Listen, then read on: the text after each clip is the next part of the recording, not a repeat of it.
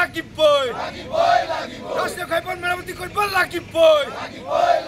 আমাৰ দাবী জনগণক লৈ হেতালি নচলিব ৰাষ্ট্ৰীয় ঘাইপথ মেৰামতি কৰিব নোৱাৰা অসম চৰকাৰ হাই হাই হাই হাই হাই হাই হাই হাই হাই অসম জাতীয়তাবাদী যুৱ ছাত্ৰ পৰিষদে আজি তিনিচুকীয়া জিলা সমিতিৰ উদ্যোগত আমি আজি প্ৰতিবাদী কাৰ্যসূচী লৈছোঁ এইটো কাৰণে যে আমাৰ ৰাষ্ট্ৰীয় ঘাইপথসমূহ যে ৩৭ নং আৰু ৩৮ নং ৰাষ্ট্ৰীয় ঘাইপথসমূহ ঘাইপথ নহয় আচলতে বৰপুখুৰী সদৃশ হৈ অৱস্থাত আছে কাৰণ আমাৰ আজি এই ৰাস্তাকেইটা ইমানেই প্ৰব্লেম আমাৰ যে আজি এইটো ৰাস্তাত আমাৰ ৰোগী যাব নোৱাৰা কণ্ডিশ্যন আছে আমাৰ অন্যান্য সমস্যা আমাৰ জৰ্জৰিত হৈ আমি থকাৰ হেতুকে আমি আজি অসম জাতীয়তাবাদী যুৱ ছাত্ৰ পৰিষদে আজি ৩৭ নং ৰাষ্ট্ৰীয় ঘাইপথতো আমাৰ প্ৰতিবাদ চলি আছে আজি এই ডিগবৈ লিডুটো আমি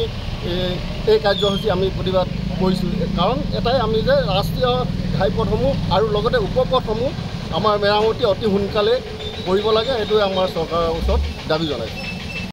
মাৰ্ঘেৰিটা সমজিলা অন্তৰ্গত যিসমূহ যি ৰাষ্ট্ৰীয় ঘাইপথ আচলতে লিডু মাৰ্ঘেৰিটা তিৰাপকলিৰি মাৰ্ঘেৰিটা বৰগোলা NRL ডিপুৰ ওচৰত লিডু ষ্টেচনৰ ওচৰত আৰু অন্যান্য মাৰ্ঘেৰিটা যিটো বিধায়ক ভাস্কৰ শৰ্মা ঘৰৰ সমীপতে ৰাষ্ট্ৰীয় ঘাইপথৰ আজি জৰাজীৰ্ণ ৰূপ ধাৰণ কৰিছে তাৰ সমান্তৰালভাৱে মাৰ্ঘেৰিটা যিটো নতুন দলং সেই নতুন দলঙৰ অৱস্থা তথৈবচ হৈ পৰিছে জনজীৱনৰ বাবে এইটো কাৰণে হৈ পৰিছে যে তাত সাধাৰণ যি বাইক আৰোহী বা গাড়ী আৰোহী ৰাইজৰ যিবিলাক অভাৱ অভিযোগ বিভিন্ন দিনৰ পৰা উঠি আহিছে কিন্তু এই সমস্যাবিলাক ধৰণে গা কৰিছে এই ক্ষেত্ৰত কিন্তু শাসননিষ্ঠ বিজেপি চৰকাৰখনে কোনো এটা বিহিত ব্যৱস্থা গ্ৰহণ কৰা পৰিলক্ষিত হোৱা নাই তাৰ সমান্তৰালভাৱে এই যি মাৰ্ঘেৰিটা সমষ্টিৰ যি উপপথসমূহ আছে ৰাষ্ট্ৰীয় ঘাইপথৰ উপপথসমূহ আছে উপপথসমূহ কিন্তু যি ধৰণে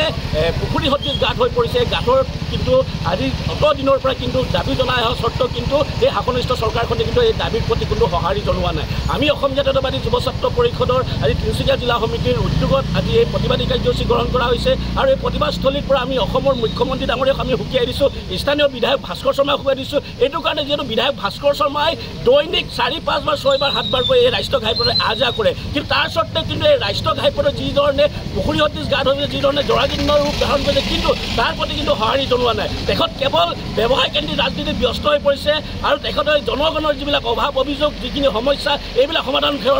কৰাৰ ক্ষেত্ৰত কিন্তু কোনো ধৰণৰ ভূমিকা গ্ৰহণ কৰা আমি দেখা পোৱা নাই গতিকে বিধায়ক ভাস্কৰ শৰ্মা আৰু অসমৰ মুখ্যমন্ত্ৰীক আমি সকীয়াই দিছোঁ অতি শীঘ্ৰে যদি যি জৰাজীৰ্ণ ৰূপ ধাৰণ কৰিছে ৰাষ্ট্ৰীয় ঘাইপথৰ লিডু মাৰ্ঘেৰিটা সংযোগী ৰাষ্ট্ৰীয় ঘাইপথ যদি অতি শীঘ্ৰে মেৰামতি নকৰে অনাগত দিনত কিন্তু অসম জাতীয়তাবাদী যুৱ ছাত্ৰ পৰিষদৰ যি আন্দোলন এই আন্দোলন কিন্তু তীব্ৰতৰ ৰূপ ধাৰণ কৰিব